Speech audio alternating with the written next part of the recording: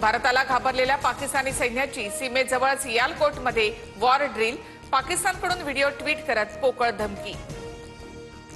अमेरिकेचे परराष्ट्र मंत्री मार्क रुबियो आणि एस जयशंकर यांची फोनवर चर्चा, दहशतवादी कारवाई विरोधात अमेरिका भारतासोबत, रुबियो यांचं आश्वासन।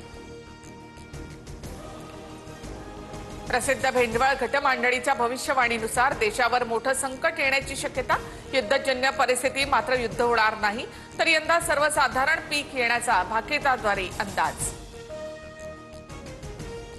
केदारनाथ धामचे दरवाजे उद्यापासून उघडतील, अक्षय तृतीयेपासून चारधाम यात्रा सुरू, मंदिराला आकर्षक फुलांची सजावट, सजावटीसाठी 108 क्विंटल फुलांचा वापर। पश्चिम विदर्भातील काही शहरांमध्ये पुन्हा उष्ण लाटांची स्थिती, काल अकोल्याचा पारा पुन्हा 45 अंशांवर, तर अमरावती शहराचं तापमान 44 अंशांवर।